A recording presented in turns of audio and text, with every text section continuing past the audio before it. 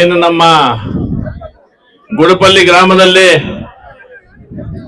ಈ ಒಂದು ಆರ್ಕೆಸ್ಟ್ರಾ ಕಾರ್ಯಕ್ರಮವನ್ನ ದೇವರ ಸನ್ನಿಧಿಯಲ್ಲಿ ನಮ್ಮ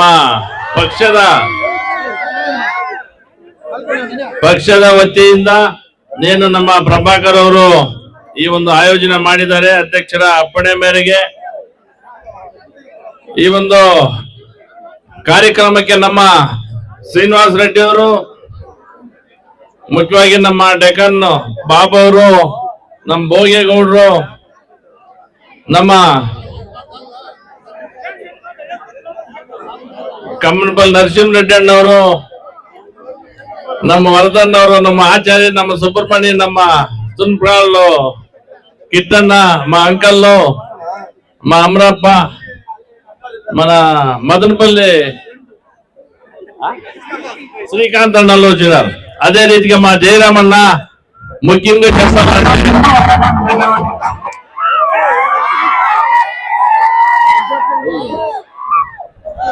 ముఖ్యంగా ఉండరా 5 నిమిషాలు వెళ్ళిస్తాం ప్రయత్నం మీద మన చైర్మన్ ఎట్లా సుదర్శన మన హరి వాళ్ళు ఏడ పోయినారో. ఇంకొకటి చెప్తాను నేను, మన షెఫ్యూల్లా మోస్ట్లీ 2006లో చైర్మన్ చేసింది మేము. నేను జడ్పీ మెంబర్ కాబట్టి అలాగే మన సీనన్న వాళ్ళు మినిస్టర్లుగా ఉండ్రే. ఆ పొద్దు చైర్మన్ గా చేయింది. ఆ ఒక కృతజ్ఞత చూడి ఆ పైన ఎట్లుంది అంటే ఈ పొద్దు వరకు పార్టీనే, జాతి ఇంకోటి అవంతా ఏమి లే. దాంట్లో ఇంకోటి ఏమంటే మన గుడిపల్లి పంచాయతీలో ఈ గుడిపల్లి ಗ್ರಾಮಂలో ಹೇಗೆ ಅಂತಂದ್ರೆ ಎಲ್ಲಾ ಸಮುದಾಯದವರು ನನಗೆ ಅವಿನಾಭಾವ ಸಂಬಂಧ. ಒಂದು ಕಮ್ಯುನಿಟಿ ಅಂತಲ್ಲ, ಯಾದವರಿಂದ ಹಿಡಿದು ಬ್ರಾಹ್ಮಣರಿಂದ ಹಿಡಿದು ಮತ್ತೆ ಪದ್ಮಶಾಲಿಯವರಾಗಿರ್ಬೋದು, ಒಕ್ಕಲಿಗರಾಗಿರ್ಬೋದು, ಮುಸ್ಲಿಂರಾಗಿರ್ಬೋದು, ಕಂಪ್ಲೀಟ್ ಎಲ್ಲಾ ಜನಾಂಗದವರು ಅದೇನೋ ಆವತ್ತಿಂದ ಆ ರೀತಿ ಬಂದ್ಬಿಟ್ಟಿದೆ. ಬಹುಶಃ ಈ ಒಂದು ಪಯಣ ನಿಮ್ಮ ನಮ್ಮ ಇರ್ತಕ್ಕಂಥ ಸಂಬಂಧನ ಯಾವತ್ತೂ ಕೊನೆ ಆಗಲ್ಲ. ನಿಮ್ಮ ಸೇವೆಗೆ ನಮ್ ಕೈಲಾದಷ್ಟು ಕಷ್ಟ ಸುಖ ಇರ್ಲಿ, ಏನೇ ಇರ್ಲಿ, ಗುಡಿಪಲ್ಲಿ ಪಂಚಾಯತಿ ಅಂತಂದ್ರೆ ಅವ್ರ ಮೇಲೆ ಅದ್ಯಾಕೋ ನಮ್ ಪಂಚಾಯತಿ ಅಂದ್ರೂ ಸ್ವಲ್ಪ ಬೇಕಾದ್ರೆ ಹಿಂದೆ ಮುಂದೆ ನೋಡ್ತೀರಿ. ಗುಡಿಪಲ್ಲಿ ಪಂಚಾಯತಿ ಅಂದ್ರೆ ಒಂಥರ ನಮ್ಗೆ ಸ್ವಂತ ಊರಿದ್ದಂಗೆ. ಆ ಒಂದು ನಿಟ್ಟಿನಲ್ಲಿ ಏನೇ ಆಗ್ಲಿ, ಯಾವತ್ತೇ ಆಗ್ಲಿ, ಈ ಒಂದು ಊರಿನ ಒಂದು ಗೌರವನ್ನ ಯಾವತ್ತು ಗೌರವಕ್ಕೆ ಧಕ್ಕೆ ತರೋದಿಲ್ಲ ಅಂತ ಮುಖ್ಯವಾಗಿ ಒಂದು 3-4 ಮಾತು ಹೇಳ್ತೀನಿ. ನಾವೆಲ್ಲರೂ ಸುಮಾರು ಜನ ವಿದ್ಯಾವಂತರು ಇದ್ದೀರಿ, ಹುಡುಗರು ಇದ್ದೀರಿ, ಯುವಕರು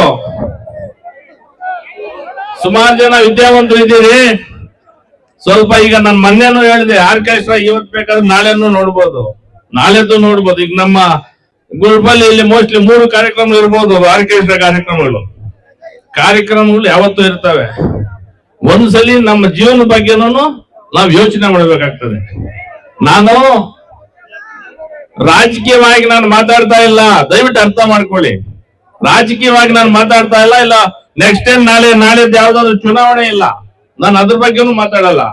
ನಾವು ಜನ ಯಾವ ರೀತಿ ಬದುಕಬೇಕು, ನಮ್ಮ ಜನಕ್ಕೆ ಇವತ್ತಿನ ದಿನಗಳಲ್ಲಿ ಏನಾಗ್ತಿದೆ ಬಹುಶಃ ಗೊತ್ತಿದೆ. ರೈತರಿಗೆ ಒಂದು ರಿಜಿಸ್ಟ್ರೇಷನ್ ಮಾಡ್ಕೋಬೇಕು ಅಂತಂದ್ರೆ 30,000 40,000 ಇದ್ದಿದ್ದು ಇವತ್ತು 3 ಲಕ್ಷ 4 ಲಕ್ಷ ರೂಪಾಯಿ ಆಗ್ತಾ ಇದೆ. ಸುಮಾರು ಜನ ಯಾರಾದ್ರೂ ರಿಜಿಸ್ಟ್ರೇಷನ್ ಮಾಡ್ಕೊಂಡಿದ್ರೆ ಗೊತ್ತಾಗಿರ್ತಾರೆ. ಅಷ್ಟೊಂದು ಕಾಸ್ಟ್ಲಿ ಆಗೋಗಿದೆ. ಈಗ ಏನಕ್ಕಪ್ಪ ಈ ಕಾಸ್ಟ್ಲಿ ಆಗಿದೆ ಅಂತಂದ್ರೆ, ಸರ್ಕಾರದವರು ಇವಾಗ ಏನು ಈ ಒಂದು 5 ಗ್ಯಾರಂಟಿಗಳನ್ನು ಮಾಡಿದ್ರು, ಆ ಗ್ಯಾರಂಟಿಗಳಿಂದ ಯಾರಿಗಾದ್ರೂ ಅನುಕೂಲ ಆಗ್ತಾ ಇದೆಯಾ? ಇಲ್ಲಿರ್ತಕ್ಕಂಥ ಜನ ಎಲ್ಲಿ ಅನುಕೂಲ ಆಗಂಗಿದ್ರೆ ಸಂತೋಷ, ಯಾರಿಗೂ ಅನುಕೂಲ ಇಲ್ಲ. ದೇವರಾಣೆ ಹೇಳ್ತೀನಿ, ರೈತರು, ಬಡವರು, ಕಾರ್ಮಿಕರು ಯಾವ ರೀತಿ ಕಷ್ಟ ಪಡ್ತಾ ಇದ್ದಾರೆ ಅಂತಂದ್ರೆ ಆ ಗ್ಯಾರಂಟಿಗಳಿಂದ ಜನ ಬೇಸತ್ತು ಹೋಗ್ಬಿಟ್ಟಿದ್ದಾರೆ. ರಾಜಕೀಯನ ಬೇಡಪ್ಪ ಅನ್ನೋ ಒಂದು ಮಟ್ಟಕ್ಕೆ ತೀರ್ಮಾನ ತಗೊಂಡ್ಬಿಟ್ಟಿದ್ದಾರೆ. ಬಹುಶಃ ನಾನು ಮೊನ್ನೆ ಒಂದು ಭಾಷಣದಲ್ಲಿ ಮಾತಾಡಿದೆ. ನಮ್ಮ ಕುಮಾರಣ್ಣವರು ಪ್ರತಿಯೊಂದು ಪಂಚಾಯತಿಗೂ ಒಂದು ಹೈಟೆಕ್ ಸ್ಕೂಲ್ ಅನ್ನು ಮಾಡ್ತೀನಿ, ಒಂದು ಹೈಟೆಕ್ ಹಾಸ್ಪಿಟಲ್ ಮಾಡ್ತೀನಿ, ಬಡವರಿಗಾಗಿ ರೈತರಿಗೆ ಒಂದು ಯಾವುದೋ ಒಂದು ಬದುಕಲಿಕ್ಕೆ ಒಂದು ಯಾವುದೋ ಒಂದು ಕಾರ್ಯಕ್ರಮಗಳು ಮಾಡಿ ಅವ್ರನ್ನ ಒಳ್ಳೆ ರೀತಿಯಲ್ಲಿ ಅವ್ರನ್ನ ಕಾಪಾಡ್ತೀನಿ. ಮತ್ತೆ ಇವರು ಕೂಲಿ ಕಾರ್ಮಿಕರು ಇರ್ತಕ್ಕಂಥವ್ರಿಗೂ ಅವ್ರಿಗೂ ಸಹ ನಾನು ಒಳ್ಳೆ ರೀತಿಯಲ್ಲಿ ಮುಂದೆ ಹೋಗ್ಲಿಕ್ಕೆ ಒಂದು ವ್ಯವಸ್ಥಿತವಾಗಿ ನಾನು ಕೆಲಸ ಮಾಡ್ತೀನಿ ಅಂತ. ಇವತ್ತಿನ ದಿನ ಹಾಸ್ಪಿಟ್ಲ್ಗೆ ಹೋದ್ರೆ 10 ಲಕ್ಷ 20 ಲಕ್ಷ 30 ಲಕ್ಷ ಆದ್ರೆ ಪಾಪ ಬಡವರು ಎಲ್ಲಿಂದ ತರ್ತಾರೆ ದುಡ್ಡನ್ನ? ಆ ಬಡವರು ಯಾವ ರೀತಿ ಬದುಕಬೇಕು? ಒಬ್ಬ ಸ್ಕೂಲ್ಗೆ ಹೋಗ್ಬೇಕು ಅಂತಂದ್ರೆ ಇವತ್ತಿನ ದಿನ ಪ್ರೈವೇಟ್ ಸ್ಕೂಲ್ಗಳಲ್ಲಿ ಲಕ್ಷ ರೂಪಾಯಿ 1.5 ಲಕ್ಷ 50,000 70,000 ಕಟ್ಟಬೇಕಾಗ್ತದೆ. ಎಲ್ಲಿಂದ ಈ ಬಡವರು ಎಲ್ಲಿಂದ ತಂದ್ಕೊಡ್ಲಿಕ್ಕೆ ಆಗ್ತದೆ? ಸರ್ಕಾರ ನೋಡಿದ್ರೆ ಲಕ್ಷಾಂತರ ರೂಪಾಯಿಗಳು ಕೋಟ್ಯಾಂತರ ಲಕ್ಷಗಳು ಇವತ್ತಿನ ದಿನ ಸಾಲ ಮಾಡಿ ನಮ್ಮ ತಲೆ ಮೇಲೆ ಹೊರಿಸಿದ್ದಾರೆ. 45,000 ರೂಪಾಯಿ ಇದೆ ನಮ್ಮ ತಲೆ ಮೇಲೆ. ಇದೆಲ್ಲ ಅರ್ಥ ಮಾಡ್ಕೊಳ್ಳಿ. ಮುಂದಿನ ದಿನಗಳಲ್ಲಿ ನಮ್ಮ ಒಳ್ಳೇದನ್ನ ನಮ್ಮ ಮಕ್ಕಳು ಮುಂದೆ ನಮ್ಮ ಮಕ್ಕಳು ಬದುಕಬೇಕು. ಆ ಮಕ್ಕಳು ಬದುಕಲಿಕ್ಕೆ ಯಾವ ರೀತಿ ನಾವು ತೀರ್ಮಾನ ತಗೊಂಡ್ರೆ ಚೆನ್ನಾಗಿರುತ್ತೆ ಹೇಳ್ಬಿಟ್ಟು ತಾವೆಲ್ಲರೂ ಅರ್ಥ ಮಾಡ್ಕೊಂಡು ಮುಂದಿನ ದಿನಗಳಲ್ಲಿ ಒಂದು ಒಳ್ಳೆಯ ಒಂದು ವಾತಾವರಣ ಸೃಷ್ಟಿ ಆಗತ್ತೆ. ನಮ್ಮ ಕುಮಾರಣ್ಣವ್ರು ಬಂದೇ ಬರ್ತಾರೆ. ರೈತರ ಬಗ್ಗೆ ಏನಾದ್ರು ಕಾಳಜಿ ಇದೆ ಅಂತಂದ್ರೆ ಅವ್ನ್ ಬಿಟ್ರೆ ಯಾರು ಇಲ್ಲ. ದಯವಿಟ್ಟು ಅವ್ರಿಗೆ ಒಂದು ಅವಕಾಶ ಕೊಡಿ. ಒಂದು ಅವಕಾಶ ಕೊಟ್ಟು ನೋಡಿ ನಿಮಗೆ ಗೊತ್ತಾಗತ್ತೆ ಅಂತ ಹೇಳಿ ಸಂದರ್ಭದಲ್ಲಿ ಹೇಳ್ತಾ ಏನು ಈ ಒಂದು ದೇವರ ಸಂಘದಲ್ಲಿ ಹೇಳ್ತಾ ಇದ್ದೀನಿ, ಅದು ಖಂಡಿತ ಹಾಗೆ ಆಗ್ತದೆ. ಮುಂದಿನ ದಿನಗಳಲ್ಲಿ ತಾವೆಲ್ಲರೂ ಒಂದು ಒಳ್ಳೆಯ ಮಾರ್ಗ ಈ ರಾಜ್ಯಕ್ಕೆ ಸಿಗತ್ತೆ ಅಂತ ಸಂದರ್ಭದಲ್ಲಿ ಹೇಳ್ತಾ ಏನು ಇಲ್ಲಿ ಕರೆಸಿ 4 ಮಾತಲ್ಲಿ ಅವಕಾಶ ಕೊಟ್ಟ ತಮ್ಮೆಲ್ಲರಿಗೂ ಹೊಂದಿಸಿ ನನ್ನ ಮಾತನ್ನು ಮುಗಿಸ್ತಾ ಇದ್ದೀನಿ. ಜೈ ಹಿಂದ್, ಜೈ ಕರ್ನಾಟಕ.